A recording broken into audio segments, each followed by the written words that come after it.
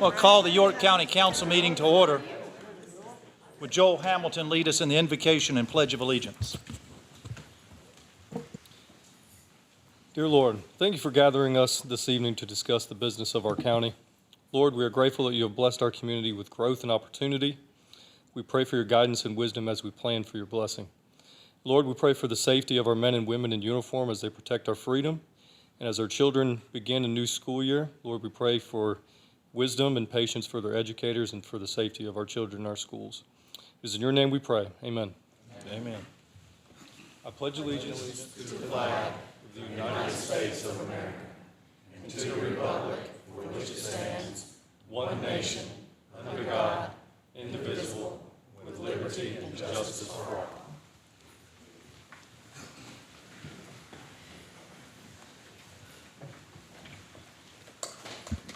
Under appearances, would Aubrey and Ryan Harper with Farm Bureau please come up?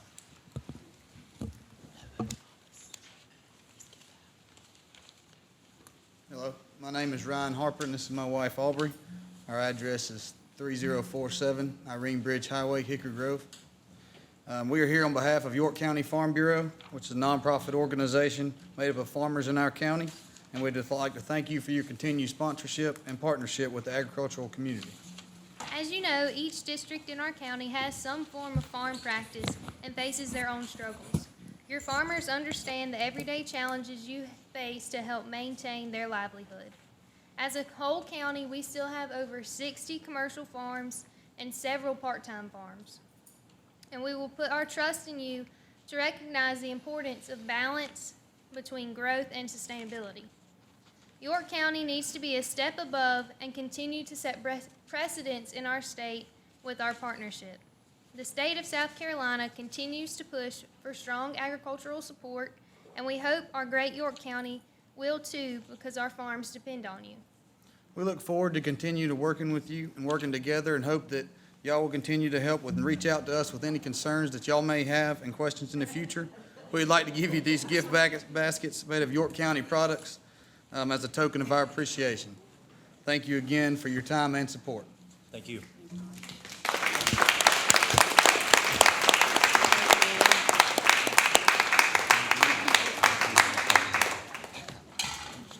I made a sandwich for dinner.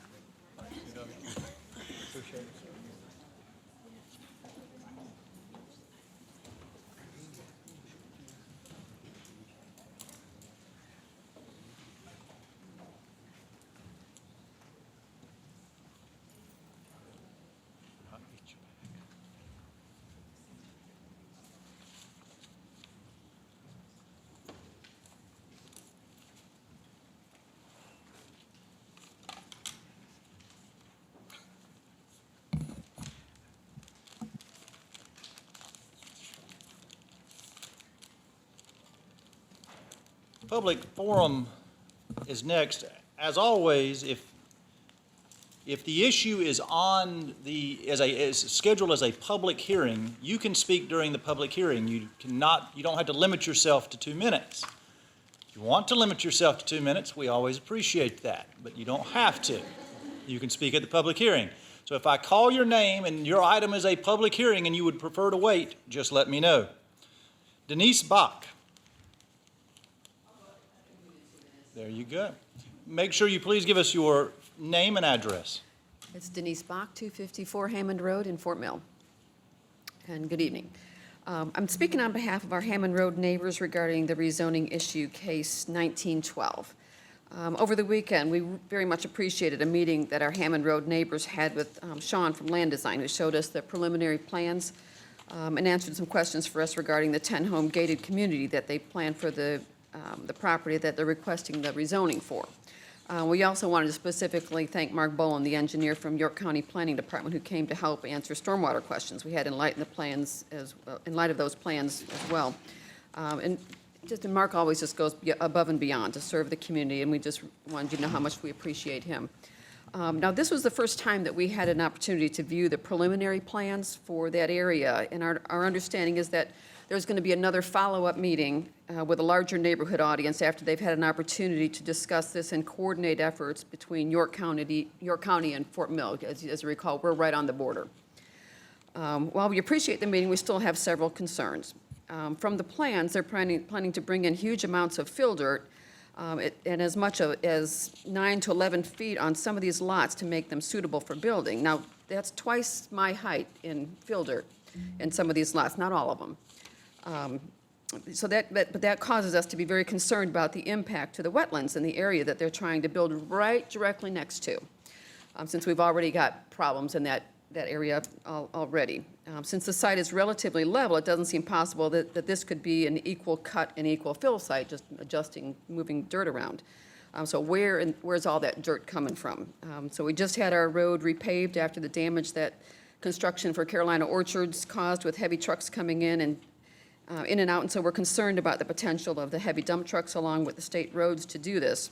We're also concerned about further damage to Hammond Road as they bring in water and sewer pipes along there. Since we just got our roads paved.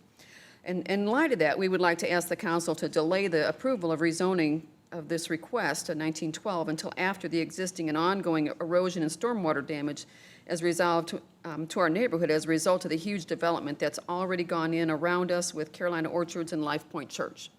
Ms. Bach, I'm And as you afraid- recall, we mentioned afraid this I all. have to stop you. 2 minutes, Okay, but thank you. thank you much. Kathy Curtin. I'm here, but I don't know if I need to speak or not. You don't have to. I'm good, All right. I think. Jack Griever. That 2 minutes went too fast, I'll pass. Kathy Jewell. Mine is with public, so, thank you. Is it Kelly Beatty? I'm right here. Do you get longer than 2 minutes, or that's it? 2 minutes is it for this part. If you're on a public hearing, you can talk as long as you'd like. Okay, then I'll wait. All right. Lauren Page. All right. Under consent agenda, item number 12 is being amended to be a deferral until next year's budget. Are there any other issues council would like to remove or amend in the consent agenda? Hearing none, can I get a motion? Any discussion? All those in favor say aye. Aye. Opposed? Consent agenda is approved. Public hearings.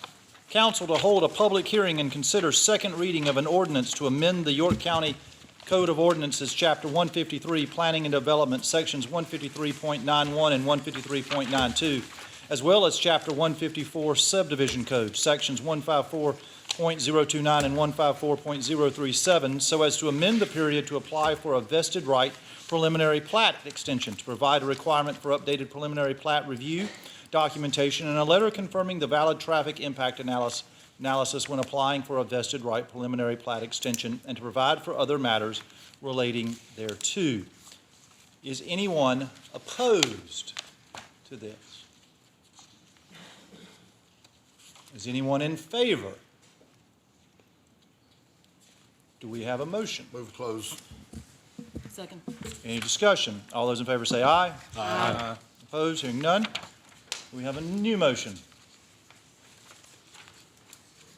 Motion to approve. Second. Any discussion? All those in favor say aye. Aye. All opposed? Motion passes. Council to hold a public hearing and provide second reading of an ordinance to amend the York County Code of Ordinances, Chapter 155 zoning code, so as to provide for small wireless facilities, to provide for definitions and regulatory provisions related thereto, to amend the use table in order to establish the use to permit small wireless facilities in all zoning districts and along all public right-of-ways, to establish supplemental regulations for all small wireless facilities in order to address such items such as sitting of small wireless facilities, public safety impacts, size of equipment, minimum and maximum height above ground, equipment placement, aesthetics, and protection of right-of-way, and to provide for other matters related thereto. Is anyone here opposed? Is anyone in favor? Move to close. Second. Any discussion? All those in favor say aye. Aye. All opposed, hearing none, new motion. Move to approve. Second. Any discussion? All that, Mr. Roddy. Can we throw out to the public what we're actually meaning by small wireless facility? Can staff? I'm kinda- sure we can. Anyone? David, is that Mr. Hudson? They are the poles that are attachments to small poles in an urban area. There won't be a proliferation around your county, but there could be some urbanized areas where they would apply and their attachments. They may have their own pole. It's a much smaller pole than a typical cell tower, probably more like 10, 12 feet in height with the attachments kind of hidden or subdued on that pole. So is this addressing what we publicly said about more cell towers? I don't know that we would call them a cell tower necessarily. They're more like a street light post, something like that. Yeah, these are the alternative to the big tower. Any other discussion? All those in favor say aye. Aye. All opposed, hearing none, motion passes. Council to hold a public hearing and approve third reading of an ordinance authorizing the execution and delivery of a fee in lieu of tax agreement by and between York County, South Carolina and Paragon 782 LLC with respect to certain economic development property in the county, whereby such property will be subject to certain payments in lieu of taxes and other matters related thereto. Is there anyone here opposed?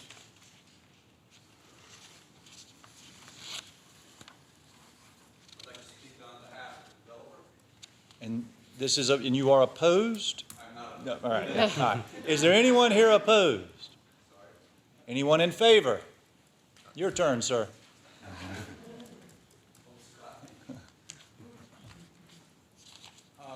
Wanted to come here this evening. My name is Craig Ostrander. I'm with GRH Development Resources. We are the developer of the Riverwalk Business Park. And wanted to come this evening and express our gratitude and appreciation for the support of the county, for all that you've done for us over the years. We've been at this now for 7 or 8 years, and our business park has been going extremely well, and in spite of that, it's still a very competitive environment. We wanted to express our appreciation and gratitude to the county for all you're doing to help us be competitive in this environment. Also wanted to take a moment to thank Dave Swenson and Jason Flora for the guiding and assistance and support in helping us through this effort. I guess that's about it. Thank you for your consideration. We appreciate your efforts. Thank you. Thank you. Is anyone else in favor? Move close. Second. Any discussion? All those in favor say aye. Aye. All opposed, hearing none. New motion? Move to approve. Second. Any discussion? All those in favor say aye. Aye. All opposed, motion passes. Council to hold a public hearing and approve third reading of an ordinance authorizing the execution and delivery of a first amendment to the fee in lieu of tax and incentive agreement between York County, South Carolina, and Elcom Silicones USA Corp., a company previously identified as Project Delta Ivory, to provide for certain special source credits in connection with additional investment in certain manufacturing and related facilities in the county and other matters relating thereto. Is anyone here opposed? Is anyone here in favor? Yes, sir. My name is David Beatty. I'm the Director of Operations for Elcom Silicones. I live at 538 Meadowbrook Lane in Rock Hill. I came here tonight to express gratitude to the council for their support in helping facilitate our growth, and also to David and his staff at Economic Development for helping facilitate the application process and the necessary steps it takes to achieve this fee. So thank you very much, council. Thank you, sir. Is anyone else in favor? Do we have a motion? Move close. Second. Any discussion? All those in favor say aye. Aye. All opposed, hearing none. New motion? Move to approve. Second. Any discussion? All those in favor say aye. Aye. All opposed, hearing none, motion passes.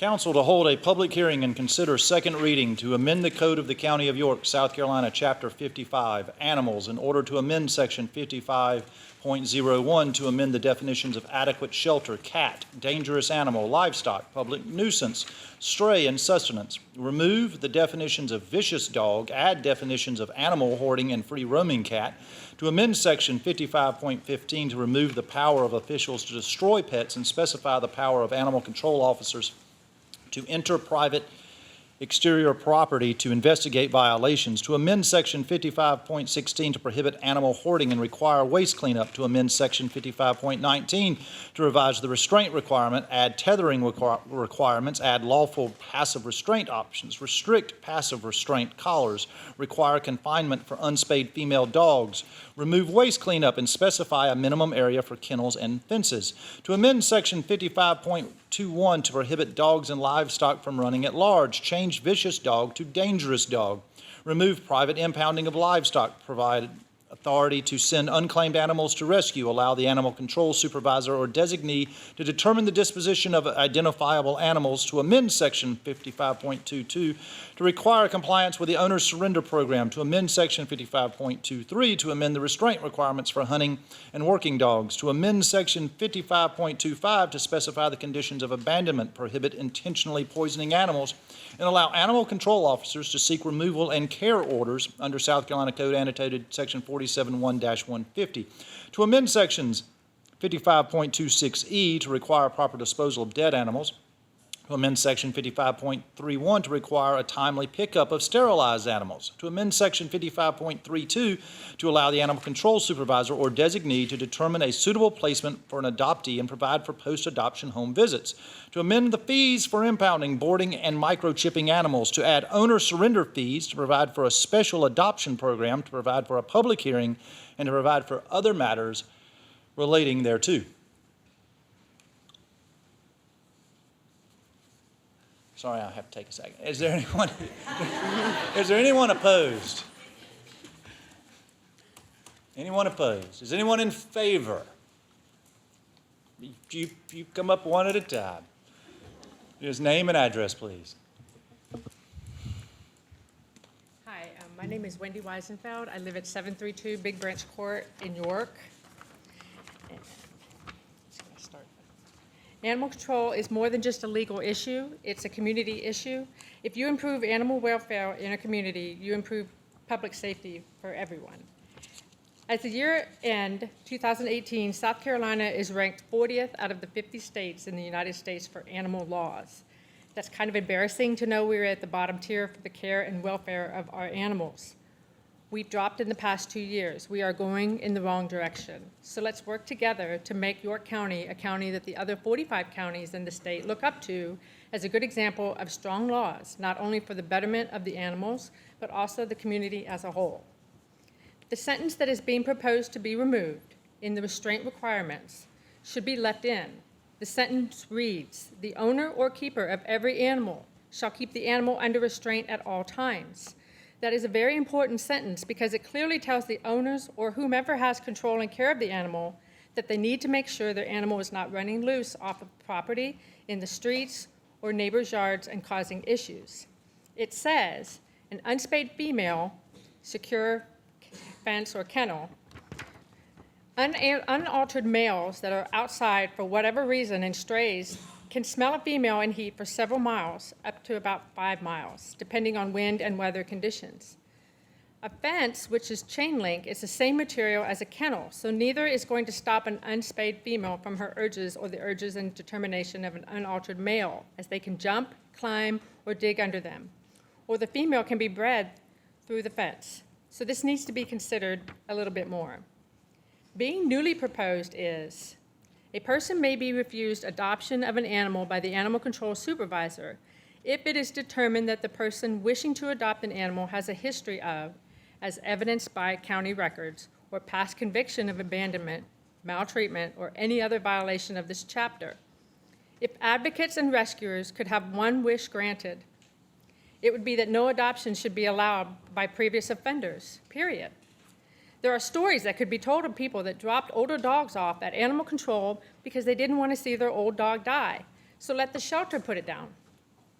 They also don't have to incur the cost of the vet to do so, only for the owners to turn around and ask to see any puppies in the facility or the dog wasn't fun anymore. That's just another excuse. It didn't want to play or walk, and the list goes on and on.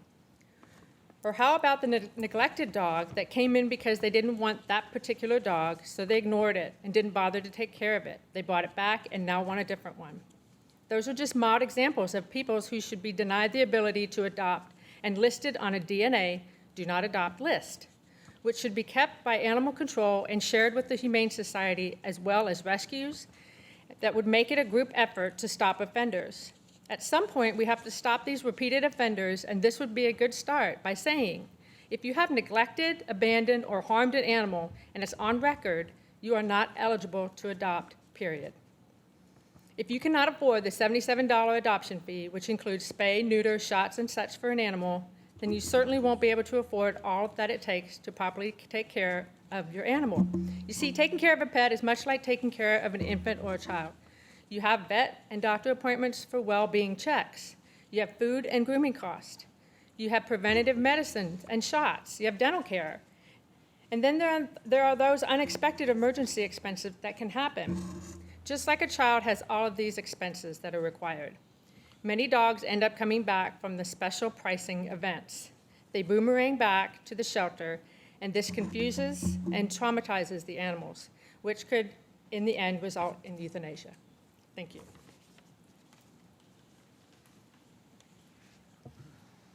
Anyone, y'all, a bunch of you put up your hands, you just literally just come on up and, one at a time, and we'll go through it.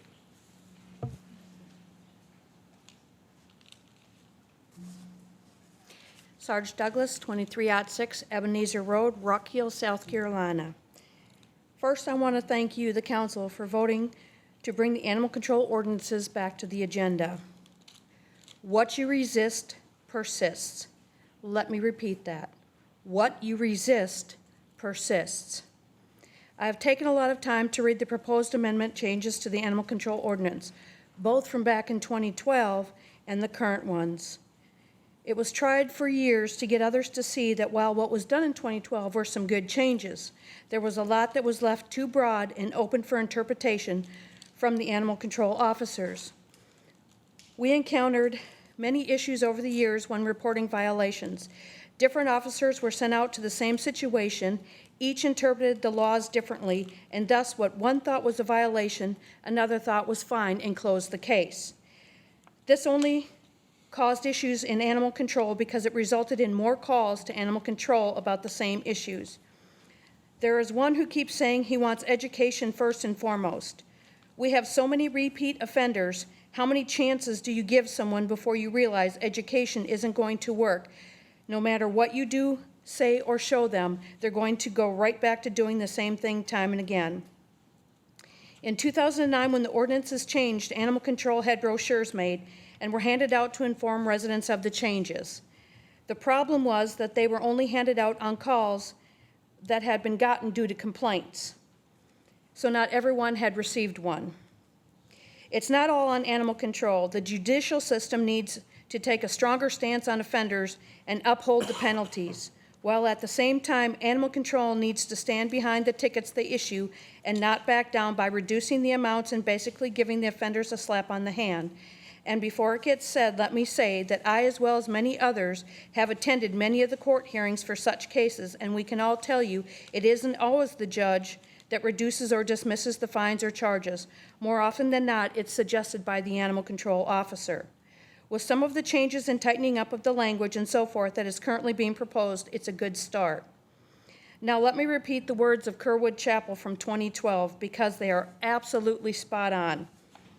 Ain't a soul you got these ordinances wrote against, hear a word you said, here or out there, so you still got a problem, same problem you had, quote unquote. One thing that stands out today is the fact that animal control is still complaint-based. Why? We have 7 districts by proof of y'all 7 sitting up there. We have 7 animal control officers. So why not, for 2 months, 6 months, or even a year at a time, assign one each to each one of your districts as outlined for the council, and let them patrol the streets daily and respond to complaints as they come in within their district. That allows plenty of time for them to have traveled those streets and checked the area for issues and be able to educate people. There is so much that is missed, and I can tell you, and probably speak for most advocates and rescuers, we are exhausted.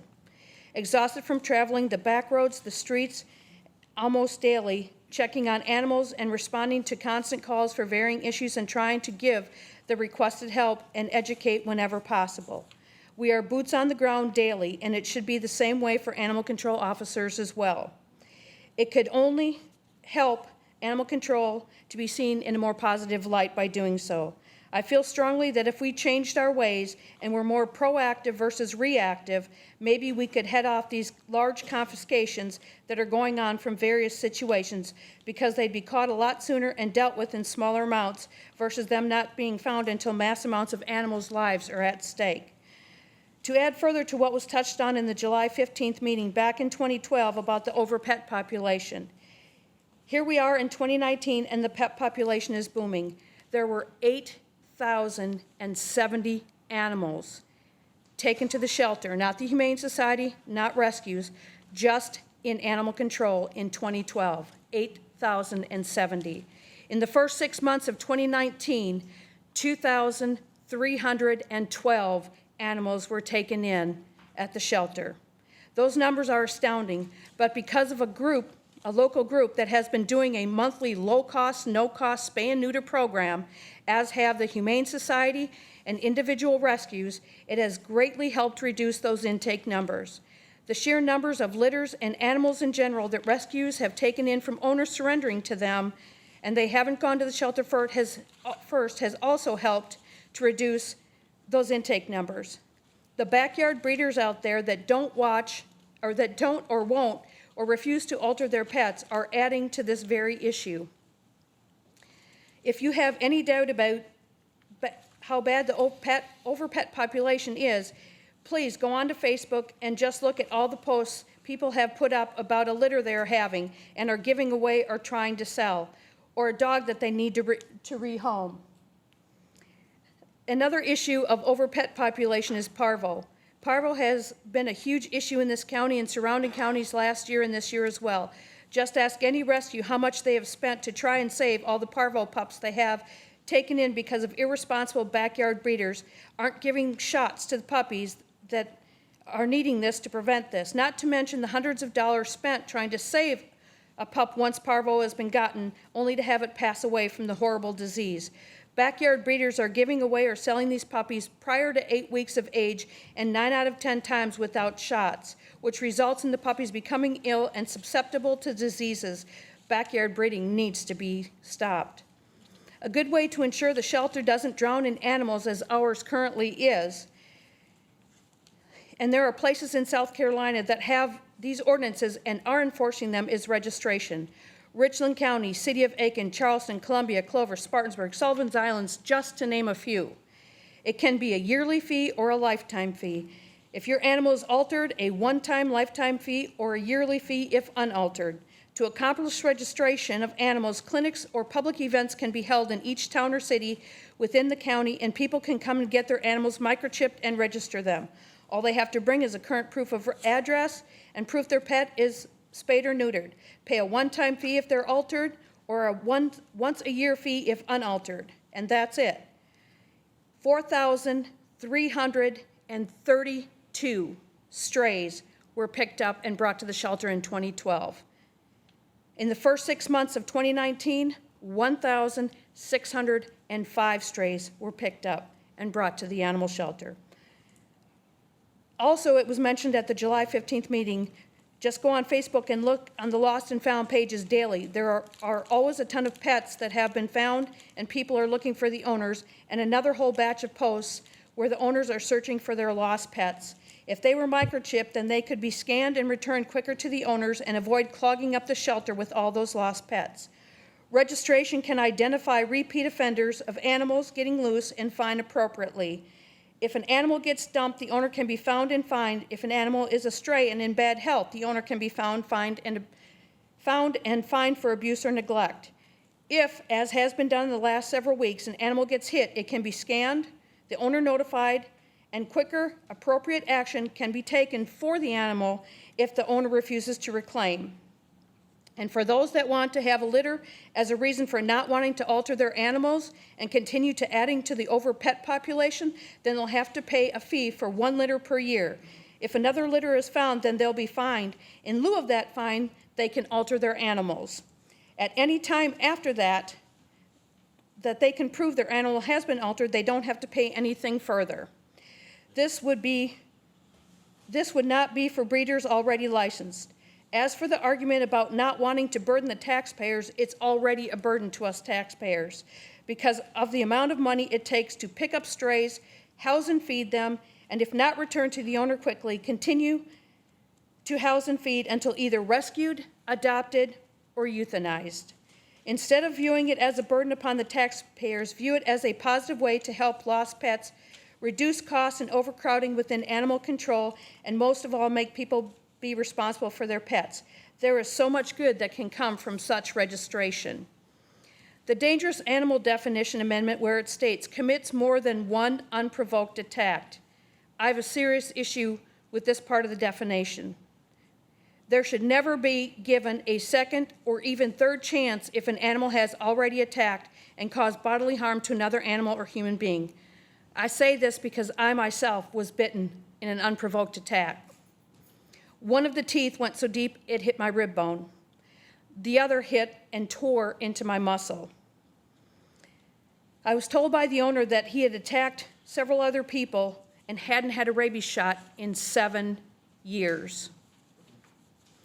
Then there is the veteran, Mr. Owens, who was in his own yard putting out Christmas decorations in 2016 when 2 dogs who were able to exit their yard because of the gates were broken and not secured to keep them in, mauled him. He had to have multiple surgeries and suffered greatly at the hands of those dogs that, by admission from local authorities, had been seen chasing children getting off the school bus and other residents within that same neighborhood just days before. Yet nothing was done until they'd gotten a hold of Mr. Owens. So I feel very strongly that the new addition of the definition of dangerous dogs should not be allowed into the ordinance. The image of York County was mentioned insofar as one didn't like looking into the newspaper almost daily and seeing stories of young children being harmed. These stories are being reported all over the nation, not just locally. And when people see these horrendous stories, and if they had been thinking about moving to York County, I am certain that they stopped and thought, is that someplace I want to live and raise my family? And with the Panthers training camp coming to Rock Hill, what image do y'all want people to see when they come in and visit? And it does absolutely nothing good for our county image when people are making public statements about people owning vicious or dangerous dogs and the people and communities needing protecting from such. We have, as does the state of South Carolina, laws against owning and breeding, etc. of such dogs. Our image still isn't faring well with the recent bust of abuse and neglect of 42 chained to car axles buried in the ground dogs, not to mention the 2012 bust of a dog fighting ring on Wildcat Creek Road in Rock Hill that involved 30 pit bulls. Or how about Rambo, who was found by accident in 2016? He was a dumped fight dog, bound and left to die on a pile of previously deceased dumped dogs. Or what about Briggs in 2017, found tied to a tree with his tongue ripped out? Briggs was another dumped fight bait dog. And there is a very recent story about a dumped fight bait dog found deceased in Rock Hill. This is just a few of the very many stories that are out there. The NDAA and the ASPCA have found that animal fighting activities attract other serious crimes such as criminal domestic violence, child abuse, gambling, drug dealing, weapons offenses, and money laundering. Children have also been found to be present at animal fighting events. Pet theft to acquire bait animals is also a common byproduct of the crime. Our county is sadly not immune to that. There is plenty of proof where chained, abused dogs have been found and the owner has drugs, weapons, domestic or child abuse charges, as well as some of them being repeat offenders. Let's keep chaining out of York County, and that will help drive out this type of undesirable issues. So with all of this being said, and with the discussions and proposed changes, it is our hope and goal that the image of our county can be greatly improved and we will be viewed as a progressive county versus a regressive one. In the words of Mahatma Gandhi once said, quote, "The greatness of a nation and its moral progress can be judged by the way its animals are treated," unquote. Not every family deserves a dog, but every dog deserves a family. Thank you.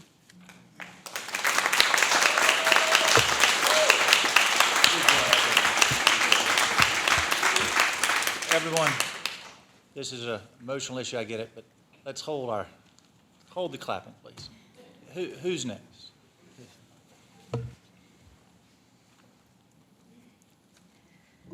Hi, I'm Rose Shimoleski, and I'm at 530 Harmony Glen Circle. Good evening, council members. My name is Rose, and I come before you tonight as the granddaughter of a previous town supervisor and town councilwoman in the state of New York. She has taught me to be involved and to be proud of my local community. In the 21 years I have lived in York County, I have seen tremendous progress being made.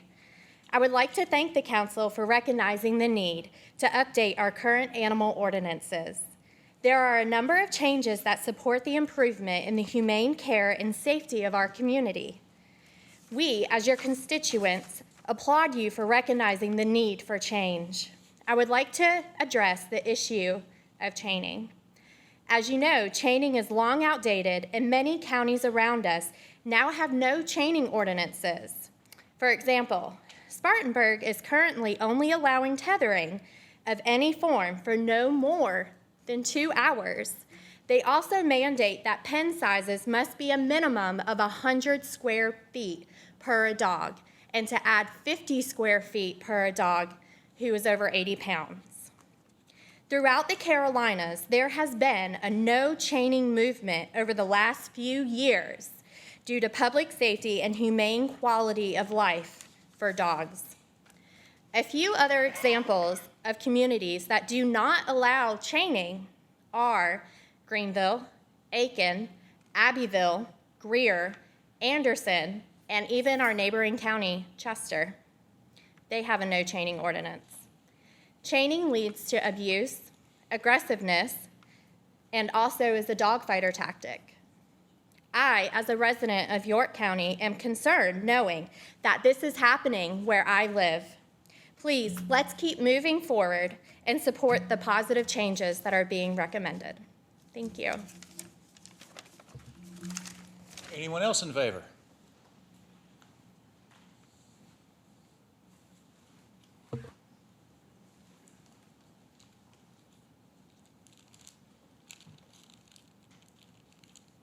Hi, I'm Kelly Beatty. I am a small animal veterinarian and owner of Baxter Veterinary Clinic, and I live in Fort Mill, South Carolina.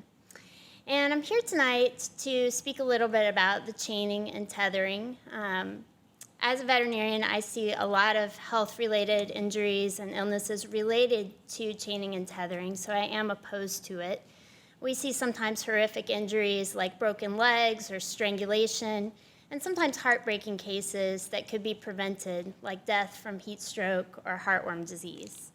But tonight, I come to you not as a veterinarian, but as a mom who put my kids, my first and my fourth grader, on the school bus this morning and sent them off to school at York County Public School.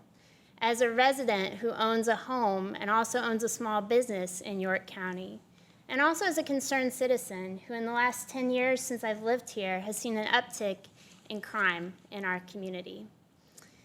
So one of the things that concerns me about chaining and tethering is that my two kids who are 6 and 9 and have grown up in my vet clinic, they are the exact demographic of someone who would be mauled by a dog.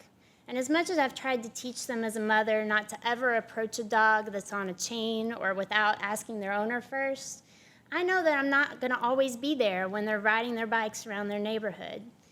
And it terrifies me that I actually have a neighbor in my neighborhood who chains and tethers their dog in their front yard. And I'm not trying to get anybody in trouble, but it's terrifying to me that my kids are now at the age where they're riding their bikes around and are gonna have to ride their bikes by this dog.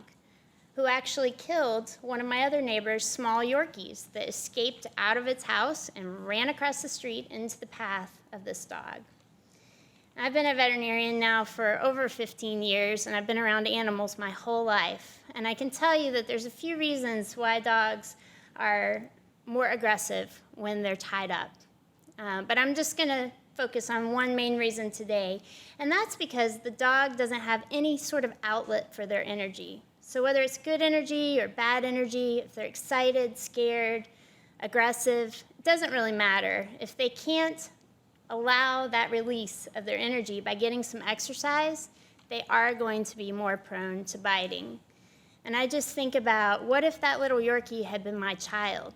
What if that had been your child that wandered into the path of a dog staked out in somebody's front yard?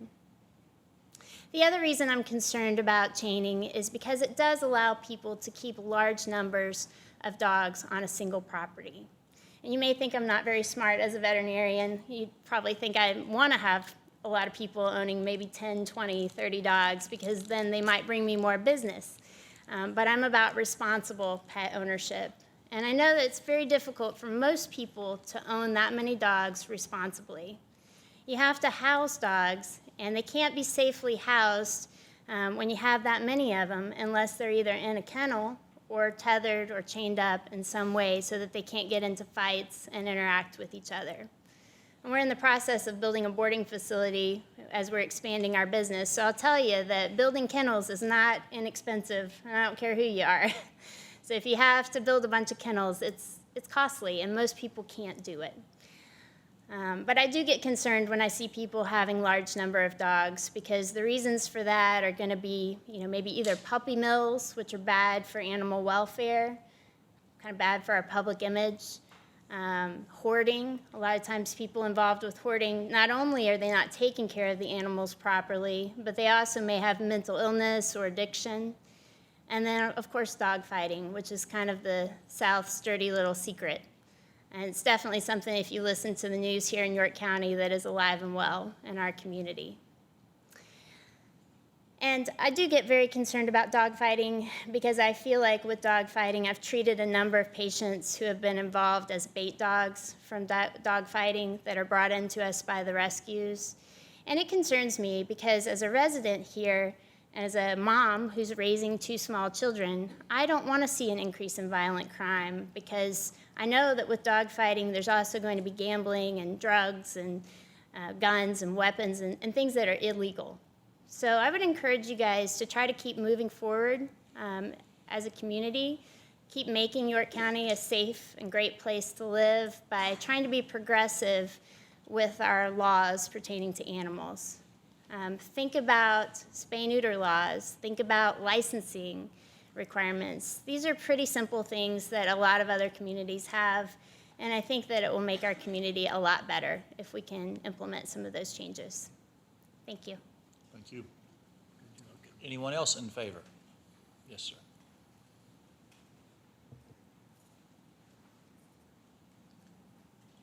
My name is Russ Knight, and I live at 962 Blakely Walk in Rock Hill. I don't have a lot to say. These folks that have spoke before me are the experts on the reasons. I am a retired Marine. I'm retired as the counselor, EAP counselor for York County of about 20 years. And I just think we can be better than this. The very idea that we would go back to chaining animals, or we're not enforced, not to prohibit that kind of cruelty, bothers me. I just think we as citizens have to be better than that. Thank you very much. Thank you, sir. Anyone else in favor? Yes, sir. Chairman and Board, my name is Jack Griever. I live at Longshot Farms Run on Longshot Farms in Clover, South Carolina. I have a 150-acre farm, and for the last 30 years, I've been rehabilitating dogs that have had problems like we speak of. Bait dogs, maladjusted dogs, fearful dogs, reactive dogs, aggressive dogs, dangerous dogs, all of those things I've had to deal with. Now, I come with certification. That's why I have this business. But it comes with a lot of work, a lot of study, a lot of background, and knowledge, which I have. I'm certified by the IAABC, which is not very common around here because it's very difficult to become certified. That is the International Association of Animal Behavior Consultants. So I am a certified dog behavior consultant, specifically dogs. So in the canine world, what I've seen in my travels, and I have done work in Lima, Peru, many places in Mexico, South America,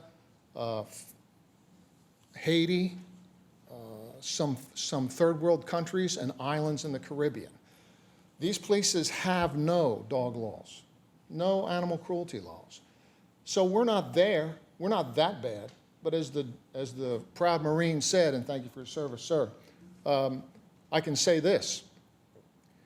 If we were that bad, or if we digress, what happens in the dog population is terribly bad because it affects the human population. You see, we have some rules, and chaining gets into it, dog breeding, no rules, spay, neuter, these things that should be regulated. Why? Because we have a greedy society of people that want to look at ways to make money fast, and if it isn't in drugs, it's in dog breeding, it's in dog fighting. When I was on these third world countries and islands in South America, and all over the Caribbean, you will see stray dogs everywhere. Why? There's no rules. Nobody spays and neuters. It's a very known fact that these dogs become aggressive, they become troublesome, they end up a problem to the community, and if you pictured this community, it'd be a high cost to eradicate, because on those third world, they eradicate. I mean, they introduce distemper and parvo, and you don't even know it, and all the dogs die. And then they start over. But 10 years later, they're in the same problem. There are so many dogs that are unwanted in this whole world that unless we, as a community, say, you know what, we're not going to go that way, but hey, we're already way advanced than a Caribbean island or a third world country. But when you see the way they're treated, see, when I said it affects the community, when there are no laws, and people are generally have a need to try and satisfy their greed and money, you will have young kids, young, like they are on the islands. They raise pit bulls or whatever popular dog there is, and they'll raise them like crazy in a backyard somewhere, and they'll sell them for, who cares, if it's 20 bucks or 50 bucks, or it's 500 bucks or for some special breed. But the problem is that, just like they said, these dogs won't have any care. They won't have any shots. There's no regulation. And the young kids are getting into it because there's no law against it. They're too young to even bother with drugs yet, but they'll bother with dogs. The dog fighting rings, which is predominantly chained dogs out in the wilderness somewhere on some big farm or some piece of property. I go to jail once a week, and that's not because I'm arrested. So I almost lost my credibility. But I'm in jail right here at Moss County and in Mecklenburg County every week ministering to the prisoners there. And what I find, because they know me and they know that I train and rehabilitate dogs that tend to have problems with biting other dogs, fighting, or people, they come up to me and say, hey, tell me about, I love dogs. I used to train them. I used to fight them. These guys admit to me almost, if I ask that prison population, who knows where a dog fighting ring is, almost everyone can tell me one.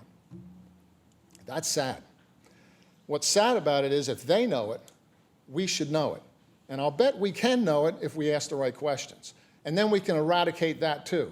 Because it is drug related. Every one of those guys looks like they've been doing drugs or got arrested for drugs. They didn't get arrested for dog fighting.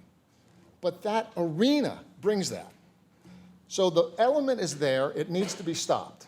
When we see chaining and allow it, we can have a front for dogs that are all chained in the yard, and you say, well, they've got a little fence around them, whatever the loophole is, they will find it out. I have found that incarcerated residents over there at Moss County know more about the legal system and rules and laws than I could ever know. And that amazes me. So think that through.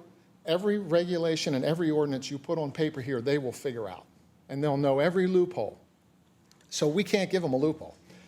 But let's say, since I know dogs and I know what causes these problems, there is a true meaning of an aggressive dog. They do exist. These dogs are, maybe they're bipolar, things that we don't study. We can't do CAT scans and MRIs. The good doctor here knows that nobody's going to come in there and say, I want to know why my dog's brain's functioning this way. Many times dogs get put on Prozac like people do, but we don't know what to do next. So the true problem here is that dogs were maladjusted, not socialized, not trained, neglected, and then they become fearful. Because when you don't care about your dog and he's tied out there for, even if it isn't dogfighting, let's say it's not dogfighting. I just don't have time for that dog anymore. He was cute 8 months ago. Now he jumps on me. I didn't train him not to do that. Now he tries to gum me and bite my hands. I didn't train him not to do that. But now he's 100 pounds and he used to feel good. Now it hurts. So I'm going to put him out in a cage. That didn't work. He somehow destroyed it. Put him on a chain, wire chains available. Well, let's start with the dog fighting. If you take a dog that's being tortured and scared and all it wants to do is get away and put them on any other tether, they'll chew through it, except the chain. I've seen dogs, and I'm sure the veterinarians have too, that have their teeth gone, just gone from chewing through their chain, which they'll never get. So that's a form of cruelty right there, the fact that they're trying to chew that chain. Why did it get on a chain? Because they chewed through the leash, through the rope, through the whatever. So here we've got a dog that wants to so badly get away. Could be because he wasn't spayed neutered, could be because he smells a female, could be a lot of things, even beyond fear. But we got a dog that now has to get away. So we chew, chew, chew, can't get away, and that's why the chains exist, because it prevents the getting away. Where, I have a whole nother theory on that. First of all, having a dog tethered out in your yard, it might be necessary. We've got HOAs that don't allow fences, all kinds of problems. But I've got a great dog. I want to go in, have a cup of coffee, want to watch out the window, tether your dog. There are even better ways, like trolleys, I would agree. But let's say I put a tether on that dog. Well, if that dog chews through that rope, well, then I can't tether that dog. See, I don't go to the next step and say, let's chain the dog, and then get ridiculous giant chains that are heavier than the dog's neck. That's another subject. The point is, people that chain dogs are doing it for a reason. It's either macho or it's because the dog's going to chew through something. Well, if the dog's going to chew through something, that dog needs training. That dog needs another facility. He needs another way to contain it. Don't give him an out to put a chain around that dog's neck. That's a period. Now, you all can make laws to say, okay, we're not going to allow chaining. And then people are going to say, well, what do I do? My dog chews through. Well, there's a lot of stuff you could have done, but now whatever the dog's age is, whatever the problem is, you've got professionals you can talk to, and they can guide you. But let's say if we want to eradicate all of these bad things about animals, then start with spay-neuter. There's no reason not to spay and neuter your dog. I don't care. You can get a veterinarian up here, and I've talked to hundreds of them, and maybe the breed, they want it to be at least a year, maybe 18 months. Maybe it should be never less than 6 months. I don't care. What I care about is that dog should not be producing. So at 6 months, we should say, unless there's some extenuating circumstance, health, welfare of the dog, not for your pocketbook, extenuating circumstance, these dogs have to be spay and neutered. One rule. Next rule, every dog that comes into this establishment, this York County, should be microchipped. And make that a law. Well, everybody's got to go to a vet. If they don't, well, they're outside of the law anyway. Every dog should be shots, rabies, that's a law, isn't it? So we do that. Now, they have to go to a vet to get that done. They go to the vet scans it. Hey, there's no microchip here. Do you know it's unlawful? You have to. Well, that microchip is so cheap, heck, I'd almost give them away. And even non-veterinarian people can learn and be taught to give a microchip. I mean, it's so simple. So here's what we have. Microchip every dog. Spay, neuter every dog. And good veterinarians get together and say, what's the best time for that to be? Whatever it is, it's going to get there. Now, if I find a dog, somebody brings me a stray dog, somebody steals a dog, anything happens, we know right who that dog belongs to. And that's a good start. Because I come across people that say, oh yeah, this dog, he came and attacked my dog, the dog's now terrified. It wants to bite other dogs because now it can't trust any dogs. That's just psychology. So what happened? Where'd that dog come from? Well, it's my neighbor's dog, but I went to him and he said, I don't know whose dog that is. It just lives here. It hangs out here. Well, that's wrong. If there's a dog in your yard and it's staying there, you either call animal control and get rid of that dog, or you say own that dog. That means if you own that dog, you got to microchip that dog, you got to spay neuter that dog. You see the process that's going here? That's the trend. If we make laws that make that happen, we can stop so much, and we can actually start correcting this dogfighting. I know there's big money in that because the prisoners tell me there's big money in it. I even fear that the money goes uphill to places I don't even want to think about. But since I don't have proof of that, I can tell you this, wherever there's big money, people can get corrupted. We have to put laws, in fact, and in place that you can't allow corruption, because a simple bypasser can say, that's illegal, instead of, I got to call animal control, I don't know if that's illegal, does it meet the bylines, does it meet the code? No, that's illegal. When I was in these third world countries, children have no laws, and they use puppies as footballs. They toss them to each other until the puppy's dead. I've seen them take dogs and want to teach them how to swim, and they throw them off cliffs into the ocean because there's no law. I've seen them kick dogs down the street when they're going to school, little backpack on their little back, they're this high, and they're kicking dogs down the street. Why? There's no law. And it's fun. Their parents did it. They told them it's okay, or nobody said wrong. If I were to go up to those people, an expatriate, and say, no, that's wrong, and I can be arrested for threatening that child. So then we're out of it. You see how this goes? Not this bad as York County.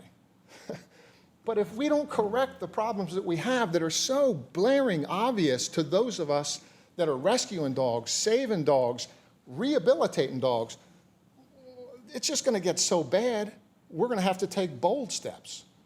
But let me say this, as a guy that has been dealing with a lot of very maladjusted, fearful dogs, although many can be rehabilitated, some are so badly hurt that I don't have a second thought about saying, you know what, it's in the Lord's hands. Let that dog go to heaven, because that dog is fearful every moment of its life. It's not right, it's not fair, and that's inhumane too. We need to look at each case, and I know there's a lot of dog rescues that I've dealt with that said, no, every dog deserves a chance. But I want to tell you right now, veterinarians, dog rehabilitation people, when we see a dog that is so terrified that no matter what you do with all the talent that I have learned in my years, I can't help that dog, then I want to say, Lord, help that dog, because he's terrified. How'd this happen?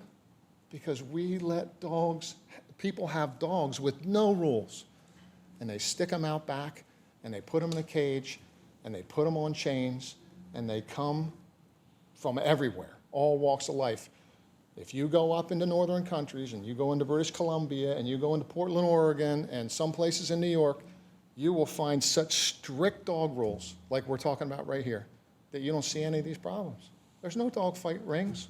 It all went away because of the law. Move somewhere where there isn't. Well, let's just make this a county that there isn't any chance that you can treat an animal like this, because it does affect our population and it does affect our children. And you know what? I get it. When you're an animal control officer and you're in charge of animal control, your job is to keep the safety of the people, not so much the dog. It's the people that come first. And it's also, we need to stay on point that says if an animal is going to harm the people, that animal has to be taken away. If that's all you do, you're going to be busy people. If you do what we're talking about right here, you can take out that element in 20 years. You won't have that expense. It's been proven plenty of places. So thank you for your listening, and may I say, thank you for keeping God in this meeting. In God's name, Jesus. Anyone else in favor? I didn't sign up, may I? Well, you can, she's going to be first. Really quick. You're fine. My name is Lauren Page. I live at 212 Hillsborough Lane in Rock Hill, South Carolina. I am a canine behavioral specialist. I just want to read a couple of things to you tonight because this is, I'm not from here, so all of this is new for me here. I was initially going to speak about dog chaining and the effect mentally and psychologically it has on the dogs here. But there's quite a few problems that we have going on in this county that need to be addressed, and I'm not going to talk about all of that tonight, but I do want to address dog chaining. A dog kept chained in one spot for hours, days, months, or even years suffers immense psychological damage, resulting in anxious, neurotic, unhappy, depressed, and often aggressive. The same mental and emotional pain that a human would experience by being chained up is the same pain a dog experiences. Many dog caretakers who keep their dogs chained up often don't realize the psychological and emotional harm it inflicts, and they often don't check on their dogs often enough to find out. Now, being a behavioral specialist, similar to Jack, we have it a little bit tougher. This is not like a Cesar Millan moment where we walk into a house and we say, oh, your dog is fixed. This takes months, years to work with these dogs that have such psychological damage that we can't even fix for them. We don't even know where to begin. Putting them on Prozac or Trazodone or any of these drugs are not strong enough to help these dogs. They have suffered through so much that we'll never know what they've been through. There are a lot of laws that need to be reinforced down here. And like I said, I could talk about this all night, but I really hope you guys have it in you to make some changes. Anyone else in favor? Yes, ma'am, go ahead. Apologize for being casual. I hadn't planned on speaking tonight. Pat Farrell. I live at 2640 Stone Trace Drive, neighbor of Mr. Roddy. Over the years, I have rescued 15 giant breed dogs. Many of them are on Prozac for lots of reasons, including a Mastiff that was kept in a garage for 4 years and has no teeth because he had to eat the stone steps. That was all he was given. I came from Ohio 12 years ago. And the point that I'd like to make tonight, a lot of great information that has come from my colleagues here. But at the end of the day, enforcement and education take money. And the point that I'd like to bring up is that when I came down from Ohio, we went to get our driver's licenses and do all that. And we said, great, where do we go to register our dogs? And somebody said, oh, we don't do that here. And I said, well, how do you pay for your shelters? How do you pay for spay and neuter? How do you pay for education programs? As an Ohio resident, we had an annual fee. It was $25 per dog. We could do it at the vet. We could do it at the DMV. It was easy to do. It gave us a tag that was put into a database so that if our dog was lost, we could call a number and they would have record of it. So at the end of the day, everybody's made great points, but we all know that it takes money to run programs, to run animal control, to run spay and neuter programs and educate the public. I would love to see this group consider strongly working on a registration program so that we can not only bring to light some of the things that have been happening, but also have an ongoing source of funding that will help us move forward, as I know this council wants to move forward based on what I'm hearing tonight. But I would encourage you to look seriously at a registration program. I think any responsible dog owner would gladly sign up for it if they understood the benefits both to themselves and to the society. Thank you very much. Anyone else in favor? Yes, ma'am. Good evening. My name is Sarah Levins. I live at 1605 Shetland Lane in Rock Hill. I am a psychologist with the school district, with the Rock Hill School District, but I also run an animal rescue in York County. And I'm here today to represent a lot of local animal rescues. I want you to know how we support animal control in a variety of ways. We not only take stray and owner surrenders animals from the shelter, but we also have a hotline. It's 803-980-DOGS, where we take calls for people who are interested in low cost, no cost spay neuter. If you need vet care for your animal, many times we can provide that. We provide animal control with shade tarps, trolley lines, many different supplies to better the living conditions of animals.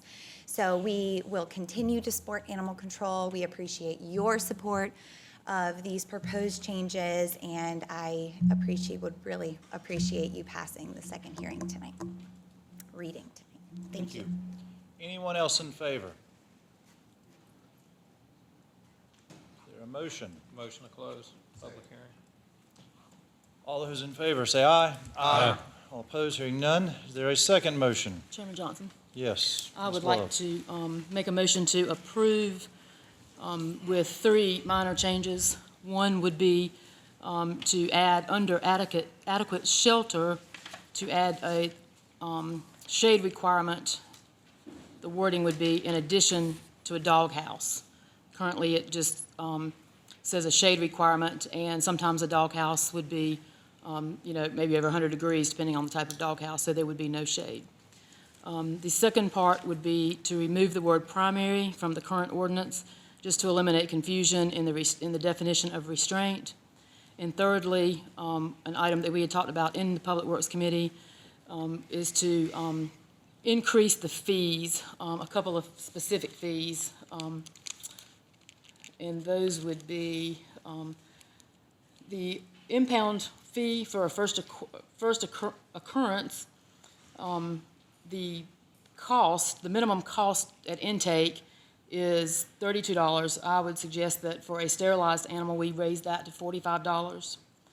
The impound fee for a third occurrence of an intact animal, one that has not been spayed or neutered, would raise from $150 to $225. An impound fee for a fourth occurrence for an intact animal, one that is not spayed or neutered, would be $300. And the boarding fee, daily boarding fee for an animal that has been, was a stray and picked up by animal control would increase from $12 to $15 to cover the cost of that. Second. We have a motion and a second. Is there any discussion? Ms. Love? Yes. I just want to tell y'all something that's really important. Animal control has worked really hard to get to this point. And tonight was about whether you support what they've done or not. And I think you had a lot of great ideas tonight, and you need to realize that even though this might be all we're doing tonight, this was up for discussion tonight. So I will tell you that probably a lot of what you said maybe went in one ear and out another tonight because it wasn't the right venue for that. So I think that's very important. And I also want to say on behalf of my fellow councilman, Bumparati, he has not proposed at any point that we chain dogs again. What he asked for was clarification of an ordinance from a time when most of us were not on this council, but he was. And so what he felt like and what a lot of people felt like was in that ordinance, when all of this started coming to be, he simply questioned what did that mean? And it seemed to be different than what was actually decided on at that time to him. Wasn't on council, wasn't involved in any way, but I just, in a way, I think he's gotten a bad rap on this, and I just want to clarify that as the chairman of the Public Works Committee, and, Dr. Blackwell and I are both on that committee, and what I hope is that we can take some of your ideas and continue moving forward with positive things for animal control. That's near and dear to my heart. I got 2 of those dogs that you talk about from the Caribbean. I was questioning on why I rescued from the Caribbean and not locally, and I'll tell you, there's a tremendous need for somebody to take those dogs, but it takes a very special owner to have feral potcakes from the islands. And so, but there's a lot of need in this county, and we are very fortunate to have so many people that show up on behalf of the animals. What if you didn't show up? What if you weren't sitting there tonight? I don't know where we'd be, and we certainly don't want to go backwards. We want to continue to move forward, but for right now, this is where we are, and I hope that everybody will accept tonight that this is all positive stuff. It's a great change. We're moving in the right direction. I don't think we're done, but I think for right now, I'm happy with what we've done. So that's it. Mr. Roddy? Thank you. First off, I want to thank Councilmember Love for those opening comments. I made like 1,000 notes. I promise you I only give you 500, so bear with me. The first thing I put down was, this ordinance is not about chaining. You know, from June 14th, from our Public Works Committee meeting, immediately after that, our discussions went to chaining, which was never the intent of our Animal Control Director, was never the intent of the Public Works Committee, but immediately, people who were in attendance immediately went out, started emailing saying bump ride is reintroducing chaining. That has never been the situation. That has never been the case. And I appreciate Councilmember Love for trying to clarify that. But it's like spilled milk. Once you put it on the ground, you can't get it back in the container. And we went through several interviews, several conversations, even going back to pulling the audio from 2012. What was asked for in that meeting was, go pull the audio video and let's see what we told citizens that would be allowed. And we played the audio at the last meeting. It's no denying what we told citizens that you would be able to do if we passed that ordinance. And some of you were here in 2012 and heard the exact same thing that we said. So when it came up that this was being enforced this way, I immediately said, wait a minute, this is not what we voted on. And the audio proved that's not what we told citizens. We had people going out building fences to be in compliance who spent hundreds and thousands of dollars to do this, only to fast forward to 2019 and say, wait a minute, you can't do this. And they're saying, what do you mean? I was told in 2012, 2013, 2015, that if I'd done these steps, I would be in compliance. And some of the people I see sitting out here has actually assisted people with getting fences to become in compliance, only to find out in 2019 that that's not what we meant. So we asked for clarification of what we passed in 2012, and there's no dispute that what we said, what we told, what we were under the impression of as council members and as citizens. So I'm still trying to clear that up because I still get emails, I still get phone calls asking, why are you reintroducing chaining? And I'll never be able to talk to as many people. I had people calling me from out of county, out of state. I've tried to reply to emails, phone calls, interview requests. I've done all that. And it's not gonna stop with those efforts, because I don't want people to think that I'm one of the ones who condone certain behaviors, because I don't even own a dog. I live in the same neighborhood as Pat. I see her out walking her dogs daily, you know, beautiful animals. I don't own a dog. And honestly, I said the last meeting, I'm kind of terrified of certain dogs myself. So this is not about that situation. We've heard several different things on what we can do as a county, talking about fees, talking about registration. We heard these type things and the lack of animal control officers or agents. We even get the sheriff department, who has a ton of officers, still wanting more officers to be able to patrol. These things cost money. We vetted the situation of looking at registration fees in 2012. We vetted it wholeheartedly, and we decided not to do it. Yes, some counties, some states require that, but let's be real. Laws are for people who are only going to abide by them. Law enforcement is for those who are going to break the law. We can make laws for tax laws, human trafficking, sex trafficking, drug dealing, child abuse, domestic violence, dogfighting. Those laws are for people who are going to abide by them. And we have to have the proper enforcement in place to enforce those laws. We can put anything on the books, but do we have the resources to enforce these particular laws? And I'll say, and we all know it, we're not blind to the fact, it costs money to hire officers for the sheriff department. It costs money to hire more officers for animal control. And we can tax, and I'm sure 90% of this room would probably vote for increasing taxes to do these efforts. But it won't only be taxing you guys, we'll be taxing everybody, even those who believe in these efforts and those who don't believe in these efforts. So we have a job to balance out, how do we strike that balance? And in 2012, Dr. Blackwell and I were the only two up here. We vetted this thing for months and months and months. We thought we had a good ordinance for 2012. Fast forward to 2019, does some of those things still fit our community? That's not up for debate, but that's for individuals to decide. If we'd have put in no chaining, no tethering, it's still for people who are gonna abide by the laws, because we have laws on the books about drug dealing. We still have tons of drugs coming in this country. We have laws on this book about human trafficking. We still have human trafficking in this country. We have laws on sex trafficking. We have all these laws, but are we able to enforce them and eradicate and stamp out and get them out of our community and out of our country? So it's not about whether we can make a law. It's about, can we enforce a law? And I think the rescues, I've worked with them in 2012. Unfortunately, some have gotten ill feelings here recently, haven't reached out to me, and Alicia was one of the very ones who I was in contact with day in and day out. We met and we met and we met in 2012. And in 2012, as a result of that, we didn't pass no tethering. We passed what we have on the books now, and that's why some people feel like it wasn't enough in 2012.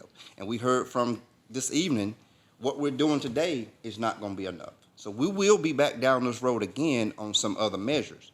This thing is going to keep evolving and evolving and evolving. But it goes back to, we can make any law that we want to, but do we have the agents on the ground? Are we willing to tax our citizens to put agents on the ground, to look in everybody's backyard, to look in every neck of the woods, to make sure people are doing right by the dogs? And I'll tell you, we will probably not get there because there's a huge cost. We're running into issues now at animal control because we don't have the space, because we've taken in so many pets. And I'm sure everyone sitting in here who are on the rescue knows this. So how can we balance this out with enforcement? Now we need more space at animal control to be able to take in more dogs and cats or whatever that's not being treated right or who people have surrendered. There's a huge cost to this. I think in 2012 we were thinking, do we get sheriff deputies? Do we buy vehicles? Do we do animal control agents? What do we do? Because we have a limited amount of money. And this council has done a heck of a job of making sure we keep things in perspective on costs, keep things in perspective on our tax rates. So I think we've done about all that we can do besides going out and hiring 20 more agents and giving each district 3 or 4 agents to go out and look in people's backyards. I don't think we'll get to that point. We talk about what goes on in other countries. Yeah, we know countries, some countries allow dogs to be put on the dinner table. That's not here in this country. We heard the stories of kids kicking dogs, playing with dogs because they don't have certain balls, toys, whatever. We know that goes on in other countries. We don't do that here. We don't condone that in this country. We don't condone that in this county.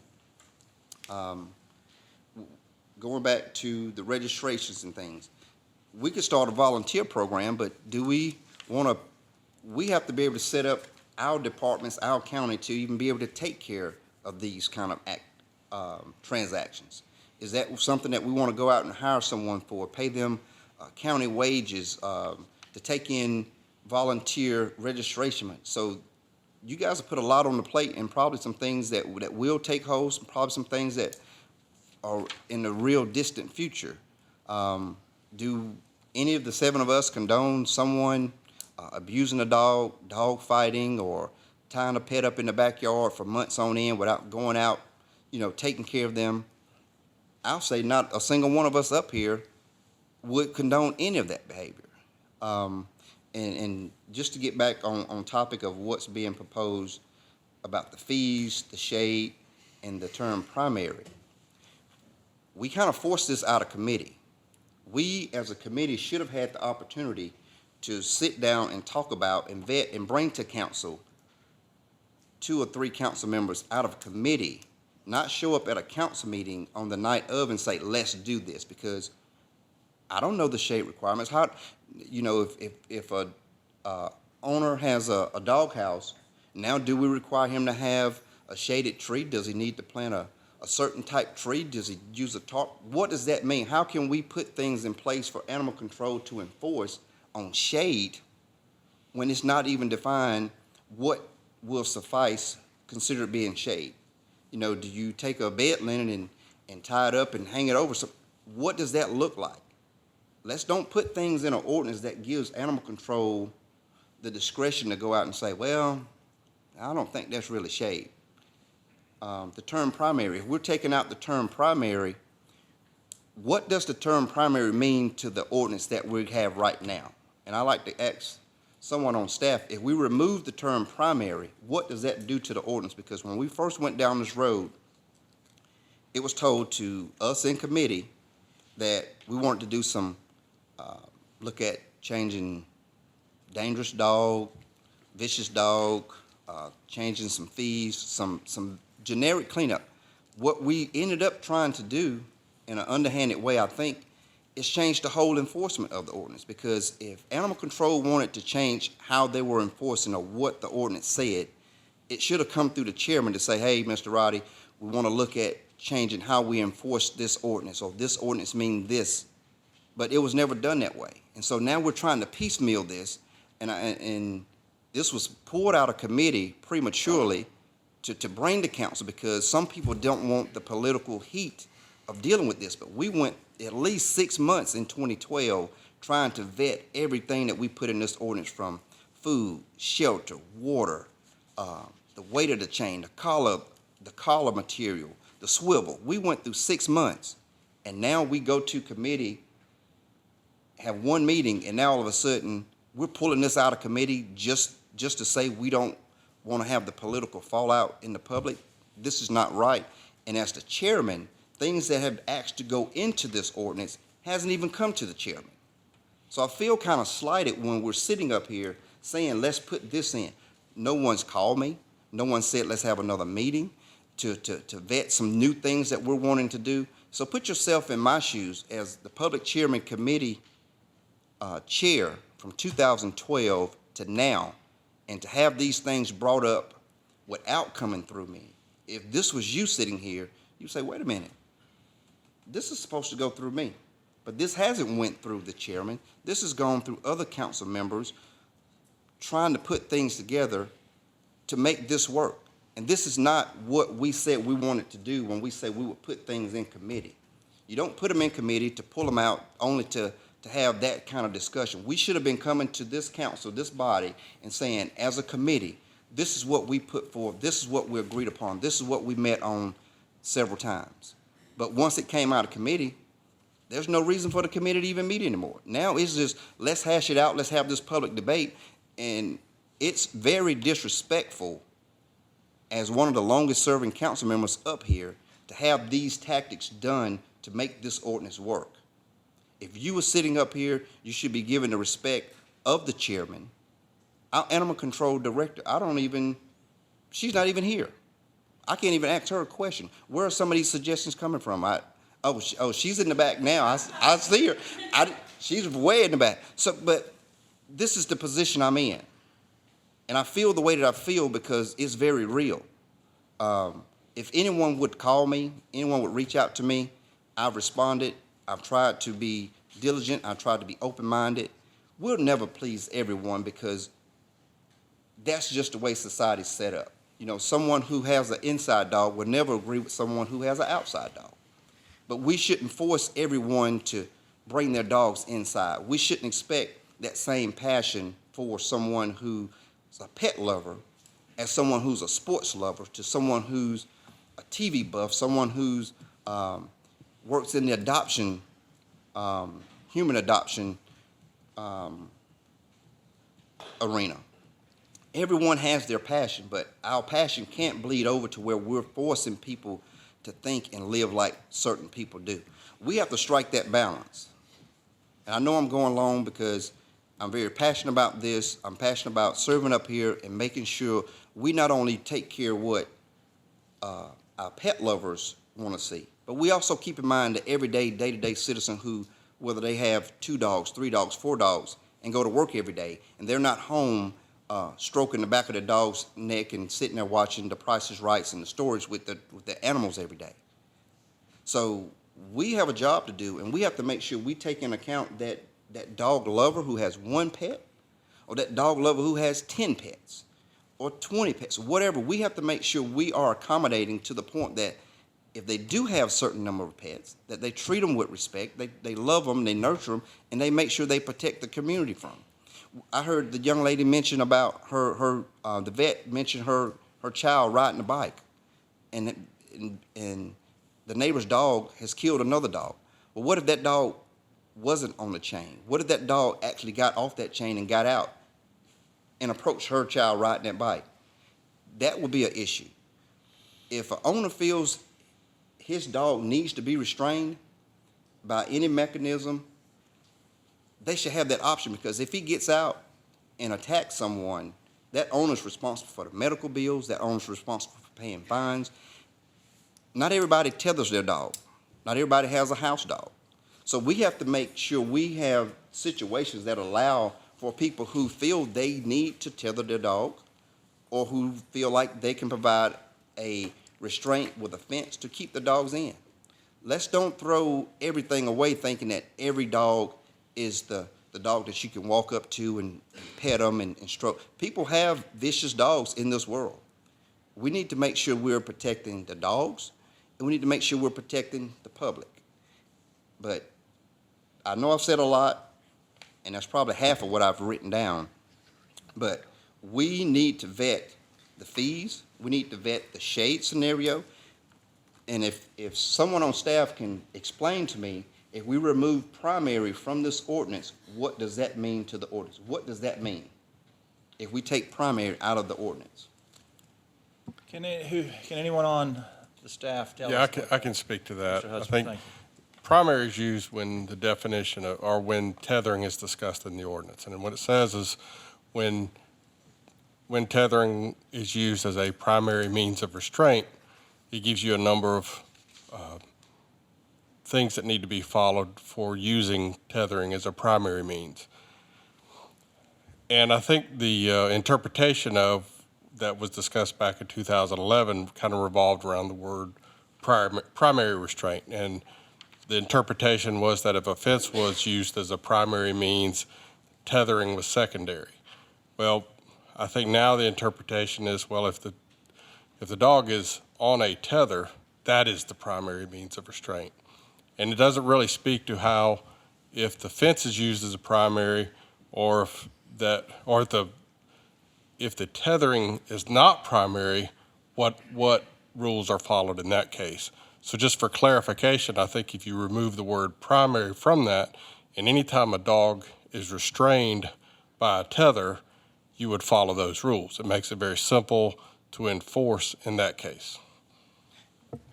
And that is not a simple language change. That's a total change of our ordinance. And that goes back to these discussions should have taken place, or should take place, in a committee. Don't give this to my committee only to have it mutilated in public as to what we should and shouldn't do. We don't send things to the planning committee only to discuss it wholeheartedly from A to Z in public. We use committees now more than we've ever used them, but it seems like when we got the animal control ordinance, we didn't utilize the committee. We didn't want this in committee. We wanted this to come right back to have this discussion and maybe put some things in that are questionable. So it's not my plea. I'll go along with whatever council wants to do, but I'll say to my other 6 colleagues, the tactic, the method that we've used with this pet ordinance that we're doing today is not the way we set out to do it with our committees, period. And if you support doing it this way, we're changing how we're doing business. And from a procedural standpoint, from a respect standpoint of us, it's not right the way this has been handled, period. So I just want to, Hang on. I need to clarify. Hang on. Dr. Beatty, the public part of this has ended. Unfortunately, you cannot speak. Ms. Love. So when we had the committee meeting, one of the things that came up was the fees. And I made mention that day of the fees, and it was suggested that I bring that at the first reading, to bring that up at first reading, and I forgot to do that at first reading. So I brought that up tonight. It is a $20 change on one, and a $3 change on one, and then for a third and fourth offense, it's a heftier change, but it's because a third and fourth offense is going to require that on an animal that is not intact. We actually give a reduction on all of these fees when an animal is intact, but we also give a reduction if they're willing to allow animal control to spay or neuter the animal. So the fees, I've got them all written down. This was from the Public Works meeting. As far as the shade goes, that is all redlined. It was what the committee looked at, agreed to. The only thing that's being changed, because I would not disrespect you, because I actually am the chair of another committee, and I would feel the same way, but I'm just trying to say this is a very minor, the addition to the doghouse was what was left out of the shade. So here it is, everything we saw in the committee, and it just says that the shelter must include natural or artificial shade, and it gave a time, and what it failed to say was in addition to a doghouse. And just in going through this, I wanted to add that back, because sometimes a dog may have a doghouse, but if they have one of those igloo doghouses, it could be 100, 115 degrees, and that does not qualify as shade. So there was a dog that someone called animal control. They called me, and I called animal control, and the dog had an igloo house and nothing else, and the dog had no shade because it was too hot to go into the house. And that's when I thought that we needed to clarify that. So, and then I just think that the word, we're just redundant in talking about primary. So that's, but I'm just trying to explain that we did do this in committee. And Mr. Winkler's been very patient. We're gonna go to Mr. Winkler, and I'll come back.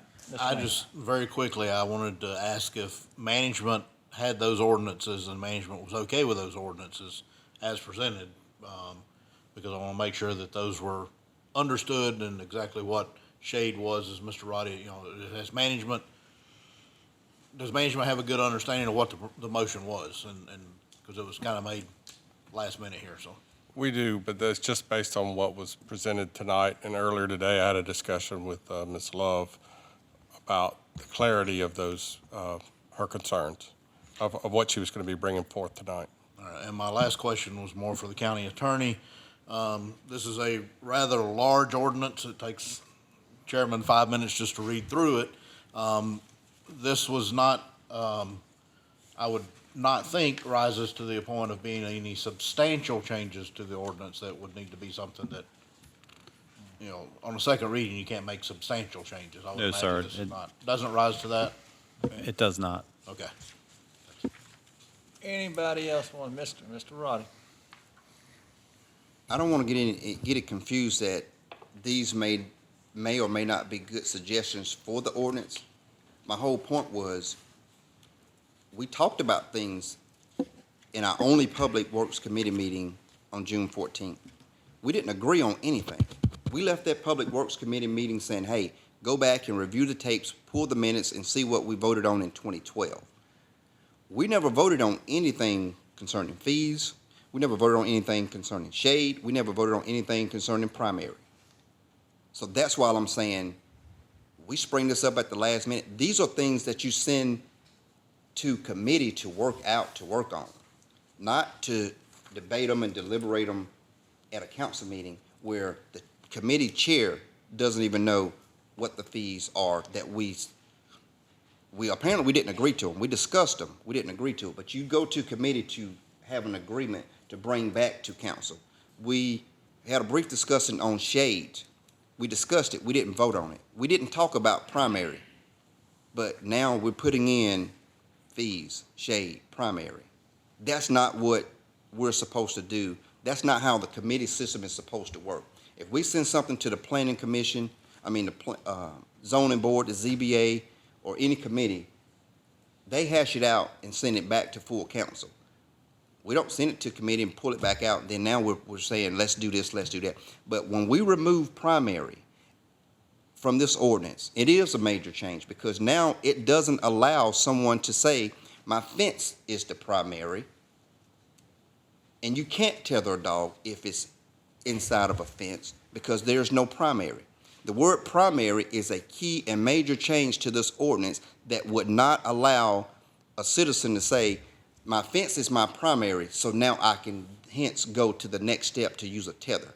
When we remove primary from this ordinance, that's what we're allowing animal control now to say, well, you can't do it because you can't say the fence is the primary. I've read the ordinance, I've talked to people, and this is the sticking point in the ordinance that we have from 2012. And if you listen to the audio that we played at the last meeting, county manager, David Harmon, and even our chairman at the current time was saying Yes, if you had a fence, you could tether your dog inside of a fence because the fence was the primary. And now to fast forward to 2012 to say removing primary is not a major change, I will debate that point day in and day out because that's the sticking point that allows citizens to be able to tether their dogs. So this is a major change. A major change should have been discussed in committee, and to show up tonight to say that removing primary is not a major change, I refute that point, even with our county attorney. It's a major change, and it should have been in committee, and we don't do business this way. All those in favor of the motion say aye. Aye. All opposed? No. The motion carries. Under old business, consider second reading of an ordinance to amend the code of the County of York, South Carolina, Chapter 51, Water and Sewer Service in order to establish a water transmission rate or wheeling rate as a rate mechanism in York County, to provide for the definition of wheeling rate and to establish wheeling rates with political subdivisions within the county through the adoption and execution of an intergovernmental agreement, as may be amended from time to time, and to provide for other matters related thereto. Move to approve. Any discussion? All those in favor say aye. Aye. The motion passes. Under new business, I have a conflict. I have given a letter to the clerk, and I am recusing myself.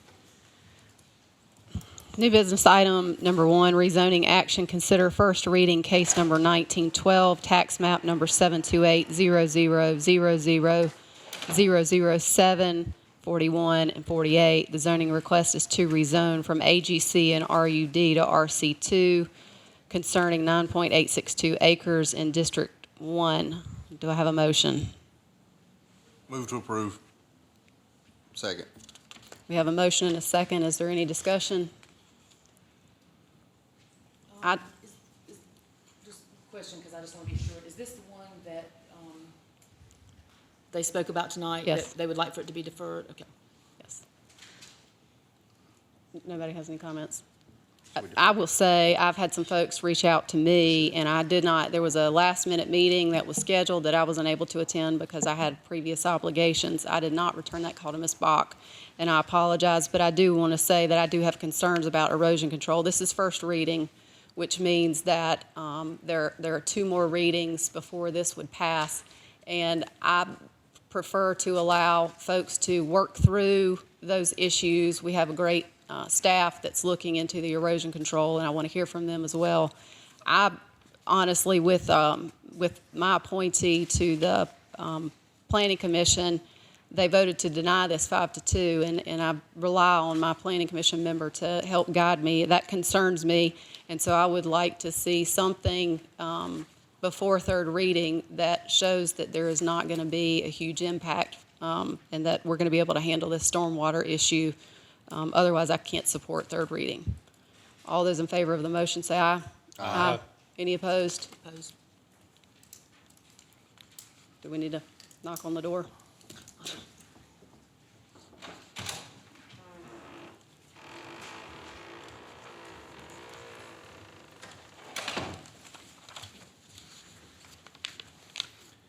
Council to approve $1 million in critical needs funding.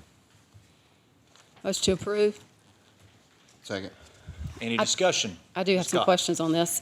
This actually came before the F&O committee, and I wasn't sure why, and I asked that it be brought to the full council, and it was in consent agenda, and I asked that it be put in the main agenda, mostly because I have some questions about our critical needs budget. And I'd like to ask a few questions of staff right quick before I kind of give a few comments. Can somebody explain, I don't think we talked about this in the committee meeting, why we have a surplus? Yes, ma'am. There were several categories that Public Works has budgeted on the critical needs or the reserve fund budget. They came in significantly under budget. That fund is not set up to build a fund balance. This came about really towards the end of May into the June time period. We do not levy the taxes until the fall, so we can still adjust everything with that. Engineering had previously met with management and had a desire to do some critical road resurfacing, and we had some concerns over the ability to actually expend that money within a year. We were given assurances by engineering that they would spend that money by June 30th, thus preventing us from building up a fund balance, and management felt that was the best use of the funds. I'd like to know, what is our total critical needs budget now? What was it last year, and what is it going forward? This will not increase the budget for critical needs. I believe we dropped it, I'm going off memory here now, we dropped it into the 3.5 range for mills. I'm going off memory, could be vague. I know we had a 7/10 drop in the millage on that. But again, this is coming out of the surplus that we have built up in that fund. Is there currently a critical needs plan that's been adopted by staff for council to make decisions on this? Because I will tell you, history, when I first came on this council did have the opportunity to discuss critical needs projects in their districts. And when it came to F&O, what concerned me were the comments from management that said that council shouldn't be involved in making decisions about critical needs, that shouldn't be a political decision. And I disagree with that. And I'm not suggesting that this, as I understand it, what we're being proposed with tonight is not only that we spend the surplus, which obviously we need to do because we need to spend that money. It's how did we go about deciding that, and did council have an opportunity to have input on that decision? And it just seems to me that we should have a plan to make sure that those funds, because they are limited, $142,000 if we would split it up 7 ways, and I typically try to look at these projects to make sure that we're looking at it countywide, but you know, in this instance, I almost feel like I need to protect my district. There's only so much money. $142,000 would go a long way to closing a road in my district, and I just feel like the council has lost an opportunity to have some input to make sure that the projects that we can identify to use this funds were done in a way that makes sure the entire county is getting benefit from that, especially considering the fact that our C-Fund money has now been reduced. My understanding is that council has not set the critical needs budget or the projects in the past. Now, I don't have any history to know that, but that's what I've been told. Is there a long-range, well, when I used to sit down and do our funding, there were issues where we would look at county needs. Could it be used for critical needs? Could that be approached that way? I guess here's my question. Is there a plan to use those funds, those critical needs funds, and how does council become aware of that? If we've now got it down to $3.5 million as the budget, how does council get involved in making sure that we're overseeing and have accountability to our constituents that those funds are being shared throughout the county? That process and the critical need resurfacing, that's been around for, I think, over 10 years. Long history of the county council doing that. And historically, that was part of the budget process and part of the general fund. It was pulled out of the 2020 budget because we could not get comfortable that engineering was going to spend the money. There are multiple discussions, and one of those discussions what was led to the C-Fund balance that we all talked about in great depth. Getting engineering to the point where they could give us a number for the budget and expend it during the year was a critical reason as to why management took that out of the budget for 2020, which had been the first year was not in there. Engineering had to get management comfortable that they would expend those funds before we came to y'all with this request. The process going forward, as it should always be, will be part of the annual budget process, and we believe engineering has taken significant improvements in their process for getting these roads bid out and the work done that they can make it happen. For instance, on this particular road, the bid is going to be released Wednesday. We're on a tight schedule, but engineering understands the importance of expending those funds before June 30th because we do not want to repeat issues in the past where we would plan to spend $1.7 million and then the year ends and we never got around to spending it. That's a bad practice to get into, and every year we will hold engineering and every other department accountable for what they request and what they spend. And I just want to say this because this is frustrating to me. To me, we're put in a position to make a decision about something that we obviously need to spend those funds for, but it's not, I think council should have had a much more input on this. And one of the reasons, I can only speak for my district, and I'm sure some of these other council members may have similar issues.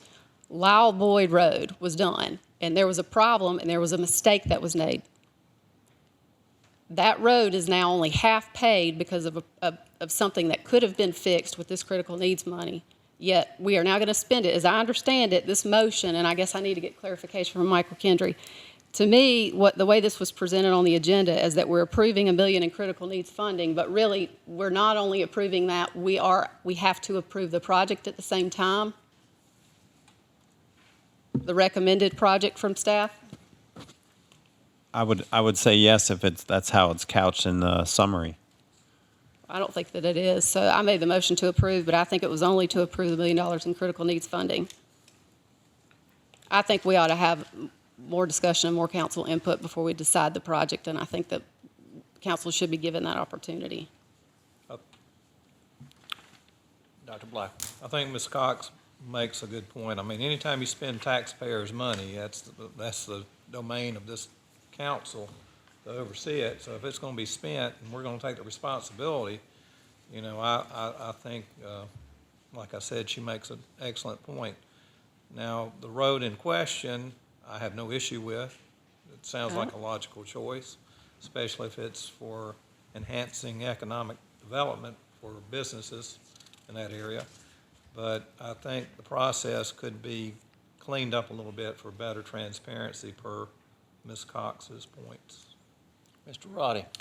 I would like to see, I guess, an evaluation of all the roads that could qualify throughout the county for the critical needs money. That way, if there's a road in District 4 that meets those critical needs, there's a road in District 5, 4, 6, 7, that we, two, or wherever they are, versus now something pops up and say, hey, let's go after and do this. If we have an assessment of our roads that meet our critical needs spending, and they're on a list, then we would know that the next time we go into that critical needs pot, that one of these roads are going to be taken care of versus someone now all of a sudden just wants to do this for whether it's a special project or now all of a sudden it's on someone's radar. If we have an inventory of roads that qualify for the special needs in 2019, then the next time we go into that pot of money, we should be fixing roads that's on that list versus pulling new roads into the fold. I think council will have a better understanding of, okay, we identified this in 2019, so in 2020, when we go back in the pot, roads off of this list will get the attention versus now someone comes up the first month in 2020 and say, hey, we want to put this on the critical needs list. It's at the bottom. Now we have to work through all these other ones before we get to that. You know, it takes some of the political out of it if we already have an established list that we're working off of to say we're going to tackle these roads over the next 2, 3, 4 years. They've already been established, so we won't have a pop-up road that's going to take $1 million or a substantial amount of money out of that pot. So I would like to see a list of roads that would qualify that we can go in and spend this money on, and then we don't have these surprises when it comes to council. Mr. Winkler. I'll just say I have a slightly different memory of the critical needs than maybe other council members. I do not remember the critical needs list ever coming before the 7 of us. I don't remember that. Now, we get our own C-Fund list every year, and I got about $1 million to spend in my district, and I represent a third of the county geographically, and I got $1 million to spend, and I only got a request for $26 million. So I get to ride the roads and figure out how to spread that $1 million over $26 million. So with that said, yes, another $100,000 would help, but many of the roads in my district, $100,000 barely gets from one house to the next. I don't have a lot of districts like probably Chairman Johnson does. There are a lot of roads in my district that are very short and can be paved with a smaller amount of money. I think that's what our C funds are given to us for. And I think that my understanding of why critical needs was started was because it was for county roads that it was part of the general fund for us to use to maintain our county roads that had gotten in the worst shape as a critical need. And so, yes, I think we probably should have a list of those, but sometimes I feel like up here as council members, we occasionally get a little too territorial and need every dime for our district. And we need to remember we are county council members, and we do represent all the citizens in the county. And sometimes we can get a little more greater good by pooling that money and working on a road that's maybe not in my district, but it may be the highest priority for the county at that time. So I support this, but I do think that it would be good for us to have a list from engineering of what those critical roads are, just so we can see that we're checking them off. And when a citizen does come to us and say, what's this money going to, what road is it, we can say, oh, well, I know which one it is. You know, we looked at it. And if we have a concern, we can raise it at that time. But I don't really, the way it was it was explained to me and the way I've understood it in this time I've been up here, is this was never something that came before us as a council to vote on specific roads. This was for the worst roads that were county roads, countywide, that engineering looks at and makes that recommendation, and management does it. So I will support the $1 million funding tonight. Mr. Hamilton. I'm just going to share basically a lot of the same comments that Robert said.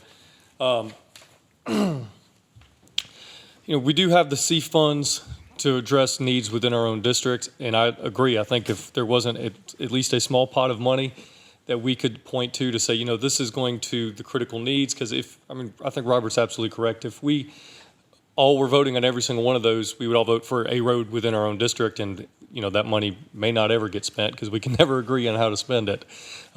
Using it to resurface county roads that are in dire need is, I believe, the proper use of those funds. But when citizens call us or stop us in the grocery store and say, hey, what's going on with the critical needs? What roads are being surfaced? It would be wonderful to be able to look at that list and be able to explain what they are. So I would also like to see that list and see what roads are actually being considered. And maybe there could be some input from council, but I'm going to approve the way it's written tonight. Dr. Black. I do want to reinforce a comment that I kind of preach every other meeting about. We don't need to be territorial. I want everybody to remember, though, that's not a comment of convenience. It should be a comment of consistency. If I can make one last comment. I made the motion to approve this because we need to spend the money, and this is what I'm told we have to do. What I've asked and what I'm hoping that council will support, and it seems like we do have that, is for us to at least push this into a transportation committee meeting. Let's have a discussion, because whether we like it or not, this council makes every budget decision. $3.5 million, we should have a plan. We should know that we're adhering to the plan, and we should be able to articulate to our residents what we're doing and make sure that those projects are being funded throughout the county. That's the request that I made. And I will echo that request. I believe that while I do not want to see this council start picking winners and losers out of this critical needs fund, we certainly should be able to explain to anyone who asked the criteria that were used in picking it, how we got to this discussion, and what roads are even under consideration. And everybody up here knows this, people in the crowd probably don't, this road is in my district. I'm somewhat defending it in a way, but also saying, my understanding from talking with staff is that this was the most critical need road that staff identified, therefore it gets this funding. I would certainly want to be able to approve that for someone else's district if it just happened to be another road. So all those in favor, say aye. Aye. All opposed? Motion passes. Council to approve bid number 2633 regarding Ebenezer Park Improvements Project to the lowest responsive and responsible bidder, Leitner Construction Company of York County LLC, Rock Hill, South Carolina, for a total bid amount of $4,640,000 plus contingency. Move to approve. Second. Any discussion? All those in favor say aye. Aye. All opposed, hearing none, motion passes. Council to approve change order number 2 with Miles McClellan in the amount of $645,801 in additional cost to complete construction of the new family court.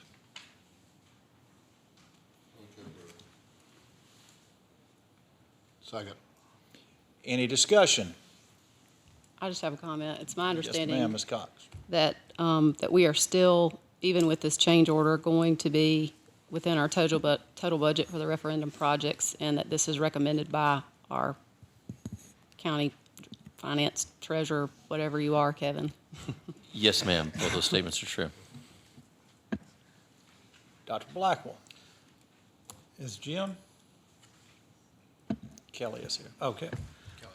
You know, I read over the list. I wish I'd brought it with me. I read it Saturday morning, like 5 in the morning, and I assumed it was going to be here, and I don't have my iPad with me. But when I looked it over, there were some concerns I had that, was this not considered, like, example, hand dryers in the bathroom when the bid originally went out? Retaining wall that may have been, obviously you deal with the geography and something may have come up. If I remember right, that was $49,000, $50,000, and then the backing fill in, and there were 6 or 7, I can't remember them at this moment. But I'm a little concerned about things, that some things seem to pop up that, should that not have been part of the original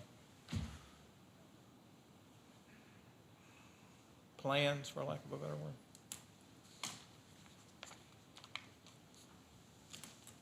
Yes, to answer your question, some of those were. Hand dryers, for example, included hand dryers. I think this was to power them versus battery them, maybe was the change. So those things were originally thought of and included. It just required some additional modification or revision to it in that particular case.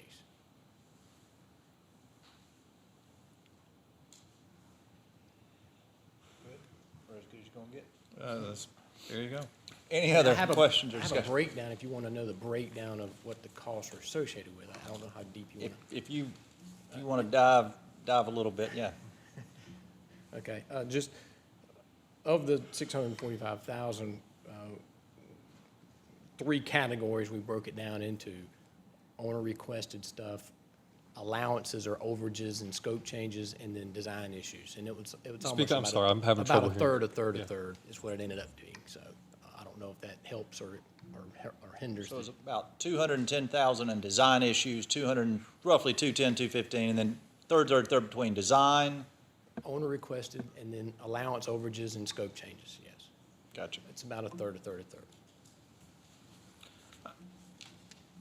You know, I have a lot of faith in your group and how much you save governments. So, you know, I'm going to go ahead and support this, but you know, I'm kind of known as a line item dictator, so there were some things that were really troubling to me when I kind of went through some of those line items. But I'm not sitting there every day and dealing with all the inputs that you have to deal with, and I'll leave it at that. Understood. All those in favor of the motion say aye. Aye. All opposed, hearing none, motion passes. Committee and other reports. Mr. Winkler, Economic Development Committee. All right, I'll apologize first of all because I got a call from a family member of a long-term friend today, and she was in the hospital in Augusta, Georgia, and not doing well, and so I went to see her and did not have my iPad with me, and so I don't have my minutes in front of me, so I'm going to wing these off the top of my head. Karen, please correct me if I say anything out of line here, but we met on August 8th at 2:30. All 3 members were there. We got an update on a couple of different spec buildings that were going on. We had an executive session and discussed some C-Fund, Economic Development C-Fund requests. Coming out of executive session on that, there were 2 votes. One was by a 2-to-1 vote to deny funding for one of the projects, but that would still, our understanding would still come before the full Transportation Committee to be voted on. One was to defer funding for a project until the next meeting, because we had some questions about that. And we got some updates and talked about the next meeting, which we did not set a date yet, I don't believe, but that we were wanting to look at in more detail on some guidelines for fee in lieu ofs for spec buildings and things like that. So, and I'm sure I missed something, but That's just off the top of my head, so I apologize. Thank you, sir. Finance and Operations Committee, Ms. Mr. Cox. Chairman, Finance and Operations Committee met today at 5:15, and we had a pretty big agenda. Let me find what we did.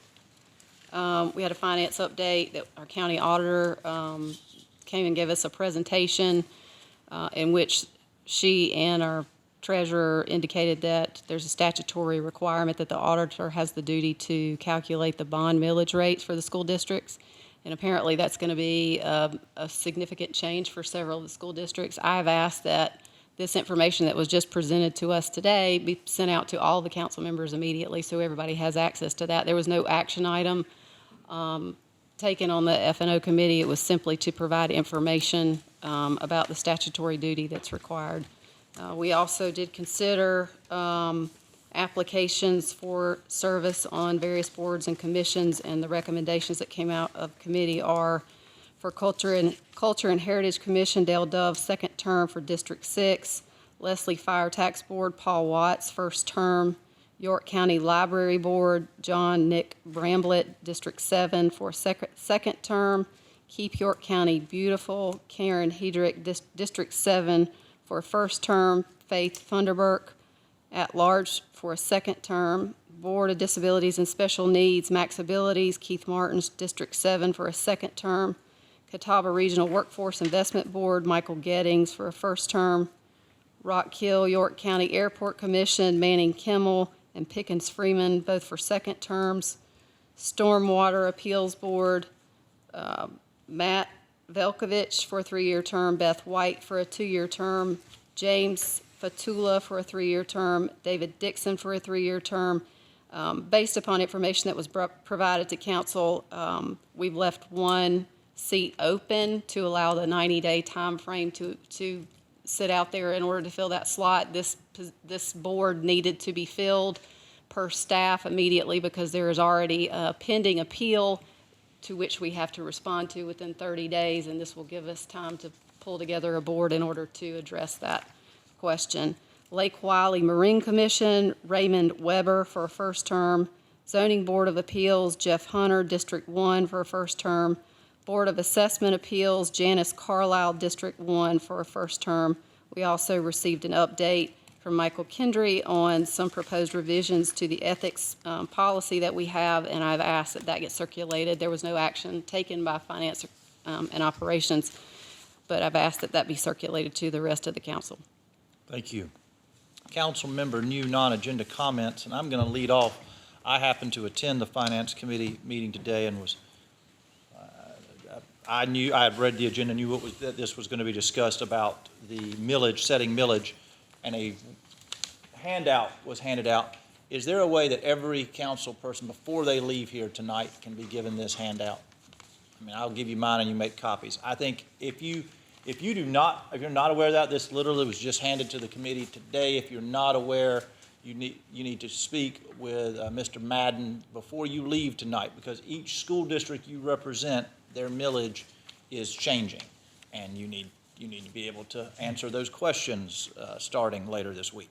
Any other committee member new non-agenda comments? I have a little comment. Yes, ma'am, Ms. Love. So at the next meeting, first meeting in September, I would like to have back on the agenda a vote for the pumper tanker for the Bethel Volunteer Fire Department.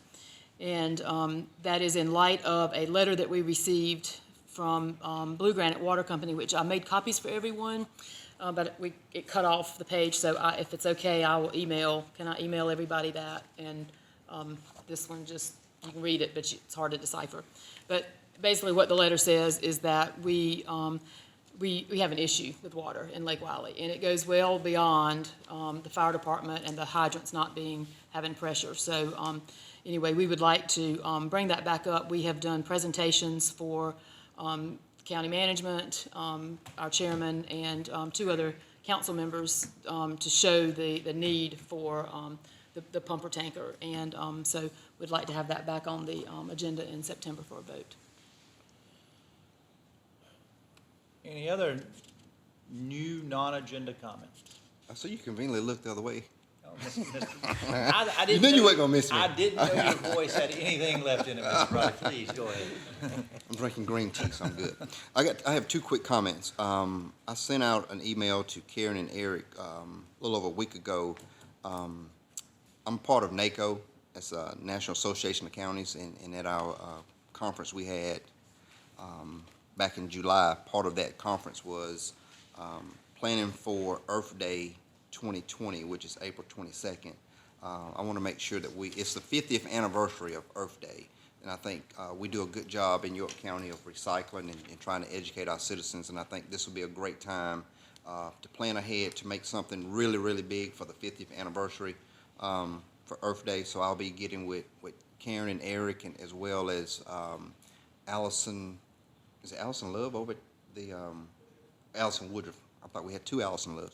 Allison Woodruff over with the Keeping York County Beautiful to make sure we do a good job of really highlighting the 50th anniversary, and that's not until April, the month of April, and I think it'll be a good idea to have some leading events probably throughout the county, educating and making a big splash, definitely in our recycling centers. We have some of the best recycling centers in the state of South Carolina, and I would put them up against any other county across the nation. I think those guys do a great job of keeping that place looking good, operating good.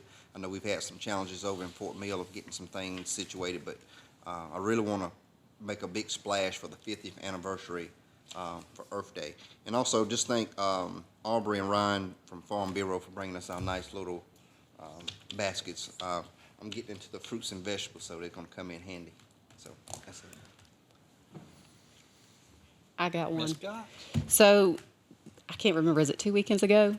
I had the privilege of attending the county, Association of Counties committee meeting, and one of the things that to me was one of the most exciting things is that York County presented at the awards ceremony for the first time in how long? I mean, it's been years.